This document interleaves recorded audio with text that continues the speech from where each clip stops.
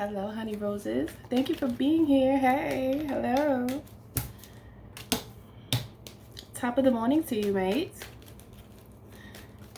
If you would like to book any readings with me, coaching calls, purchase anything from me, you can visit my website that's connected to this video.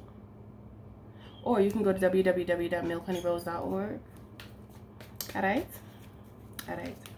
So let's get into a reading. I've been gone for a couple of days. I had to connect to my people then. Okay. Did you miss me? I missed you.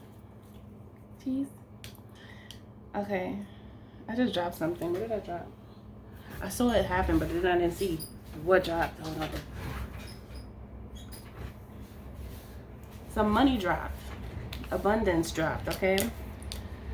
So some of you can have some money coming, some type of offer, some money, some changes financially, okay? There's something that many of you have been working on, and you're a little nervous of if it's going to actually work out. And many of you have been working on something alone, and it's something that you really enjoy, something that you really love, and you've been really working on bringing whatever this is into fruition. It feels like you guys have some ideas that you want to bring into reality, and you've been working on that. So let's see what else is going on with there. I said going on with there. Let's see what else is going on with that. It looks like it's going to be very lucrative, whatever this is, okay? But you're in this feeling of, I don't know. I don't know. I don't know. I don't know if it's going to happen. I don't know if it's not going to happen. I don't know. So you feel a little uneasy, just a little bit. Just a little bit, okay? Let me see. I just heard you have as much control as you can have. So just don't go overthinking, okay? I just wrote a book the other day. It's very short. It's 5 pages long. And it basically identifies what I did, like steps that I took to prevent myself from overthinking. I used to overthink all the time, and it used to get on my nerves. So I found a method to train myself not to do that. And I did that by really honing in on certain aspects of my life, and that changed my life. Okay, so it's available now. I'm gonna attach it to this video. Okay, it's only $8.88 because I felt as though it would be a great idea to make a low-cost book, being that it's only 5 pages long. However, it is packed with information that is very helpful, okay, to anyone who has trouble overthinking. It's really just, it's about the choice and being dedicated to actually having a desire to want to change. If you don't have the desire, then you're going to have trouble because you're going to keep reverting back to the overthinking. However, if you have a desire and you really dislike overthinking like I used to, and it gets on your nerves like it used to get on mine, then the book will benefit you very much, because if you apply these steps or ideas in your life, you will see a difference, okay?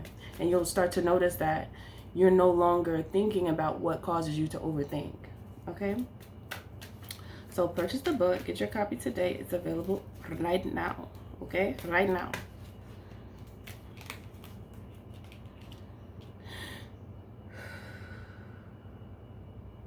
I feel like many of you have noticed that certain people that you were around, they slowed you down.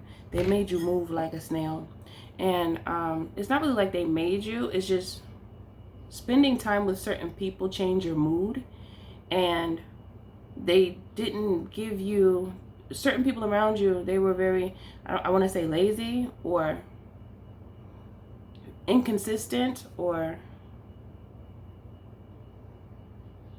they were pulling you away from, many of you had to deal with many people that will pull you away from your goals. Say, for instance, you were working on something that meant a lot to you, and then you have people who are like, oh, why don't you come out with me? Come drink, come smoke, okay, come do this, come do that. And you were like, but I need to do this. And then they influence you to really be distracted. And so I can't necessarily put all the blame on them, of course, because you ultimately make the decision.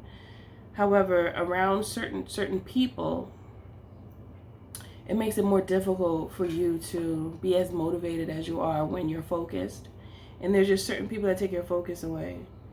And I can't say that all the time these people mean to cause you harm, right? However, they're just in a different frequency as you. It's almost this feeling like you want to elevate and you're ready to ascend out of a certain way of being. And you have people around you that are still in a frequency that you are moving away from. So they kind of pull you back to what you are wanting to get away from. And I feel like a lot of you have put your faith in God. Like, you know what, God, please just help me through this because this is hard. You know, those temptations to the desires that you're trying to get away from. There's this gray area there where you will be tempted. And it's the worst when you're just starting out trying to not do or not make unhealthy decisions in your life. That's when the most people come around. And it doesn't necessarily have to be people. It could be whatever it is that you are drawn to or that you were naturally drawn to. You're going to see a whole lot of that times 100 when you're trying to stay away from it. Because that's just how it goes. Okay, that's just how it goes. You try to move away, and then a bunch of what you trying to get away from be all up in your face. And until you build up that willpower to say no and to not give in to your weaknesses, it is then that you have ascended. It is then that you have shown spirit that, yes, I could do it. Because I feel like those are tests as well. Okay, say for instance, someone's kryptonite is females and they just was with everybody, right? And spirit will put all types of different females in front of you, right? And that person would have to have the willpower to be like, no, I'm not. No. Because most of those that's coming towards them, they toxic. But they don't look toxic. They look wonderful to this person.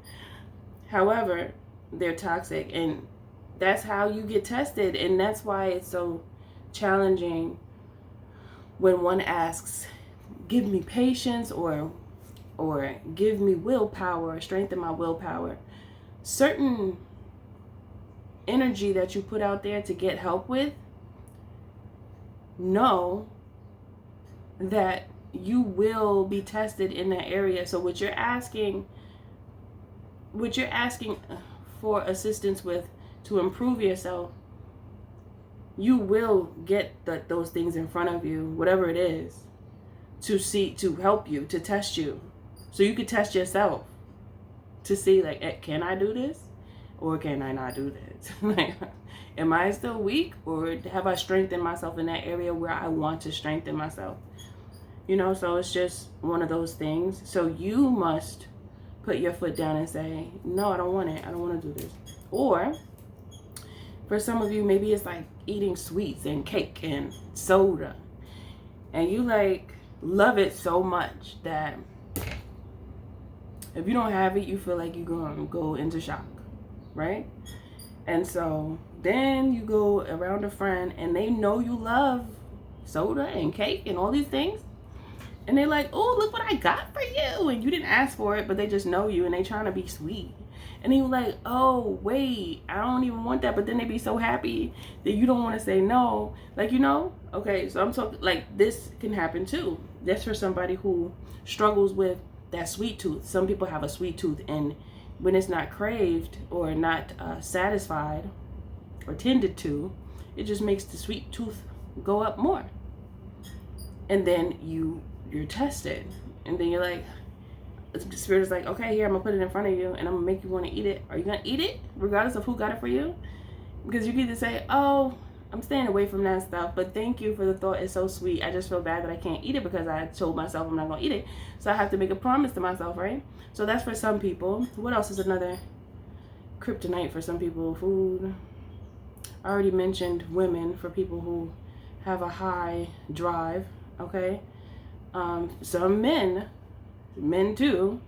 Some women, they love all types of different men. So then they're going to end up in a place with a whole bunch of different men, and they just going to want to catch them all. So if you're like, no, I don't want to do that no more, you know, I want to relax and just not be outside like that, not too much, because some people, they in that frequency. So then you'll be tested, because a bunch of whatever that is going to be right all up in your face. And then Spirit going to say, okay, you said you wanted to work on that, I'm helping you, now what you going to do? So it's about willpower, okay? Those were just some examples that came to mind. Another one could be smoking cigarettes, wanting to stop. I feel like somebody wants to stop smoking cigarettes, and then you'll have people around you that still smoke, and then when you don't smoke, then they're talking about you and making it seem like you're strange and you're a creature and what's wrong with you? Oh, you're trying to be healthy now? Yeah, right. You know, you have those people that say stuff like that, and then that could throw you off too. So, you know, when you're really in this space of elevation, you cannot care. You just can't. You can't care. You can't be easily moved in those times when you really want to change your life, because you must always recognize the fact that you're ascending, and just because you are doesn't mean everybody around you is ready to go on the journey that you're ready for. And it's up to you to speak up for yourself and say, you know what, like, that's not what I want to do. And if you don't understand that, then, you know, that's on you. However, I need you to respect what I'm saying to you, because people tend to have a problem respecting someone's change, especially those that have been around you for years. When you switch it up on them, not even trying to switch it up on them, but you really switching up for yourself. However, they feel offended, because it's like, why are you acting different? What's wrong with you? And then they try to make you feel some type of way for the change. The best thing to do is to stay true to yourself and what it is that you really want to do, regardless of anything. And then eventually they'll see that you're not playing. And I feel like a lot of times when people do this, it's because there's an aspect of them where they want to change, but they don't have the willpower or that passion within them to want to actually take action instead of just thinking about it. When you take action towards improving your life, those that have not chosen that route yet will feel offended, because there's a I want to say a shining light or a glimmer within them that actually wants to do the same. So it's either they're going to, depending on where their frequency is, it's either they're going to root for you, or they're going to call you out of character and try to make it seem as though you being fake or weird or bougie or something. They'll put any type of title on you that would work to make them feel content with continuing to be on that frequency. So it's like they'll feel offended by your gracefulness towards yourself to make the change that you want to make to improve your life, okay? And it sounds crazy when I say it out loud, and just to think about that is wild. However, this happens all the time, especially when you had a certain way of being for majority of your life, and when you get older, you're like, I don't want to do that no more. You know, people that you were with most of the time in the previous years will look at you different and see if they're going to support you or they're not. However, if they don't support you, then you know that it's best to love them from a distance and go on your path. Don't allow anybody to stop you from going on your path. And continue to plan towards your abundance, your success. Not allowing anyone to ridicule you for the change that you want to make in your life. Because this is your life ultimately. And no one can really tell you, you know, how to live it. That's up to you. It's really none of their business. However, they always want to make it their business, because that's just what they be doing. People be feeling like they obligated to get all up in yours. And not for good reasons, not to encourage you. Like, I just heard some, like two guy friends. And one is like, oh, bro, you stopped? Oh, that's good. That's good. Like, you know, but I'm not ready to stop. I'm still going to do it. I respect that. I respect that. Like 2 friends, I just heard male voices in my mind. Like one, like, you know what? I want to stop doing whatever. And then, but I keep on seeing cigarettes, and it's somebody's trying to stop cigarettes. So one guy friend is like, one homie. He's like, nah, I gotta stop smoking them cigarettes. Like, I don't want to smoke them no more. I gotta stop. And then the guy friend, he has a guy friend, or his homie, still smoke cigarettes. He's like, oh, that's good. That's good. It's not healthy to smoke cigarettes, but I'm still smoking. I feel like that's, you know, that's respect, but it's love at the same time, and somebody's comfortable with it, where they at, regardless of anything. But they're not trying to sway you like, you quit smoking, take this cigarette. That's wild. Like, stop, just chill, because I just said something to you, now you being disrespectful. Okay, so that's the energy that I'm picking up on. Yeah, like loving yourself and recognizing who your real family is. You know, it's funny, but sometimes you'll feel closer to certain friends that you end up connecting with through your life than family, and that's just real. However you could put it, sometimes it's really like that. It's really like that. Okay, not to say that you have hate in your blood for anybody.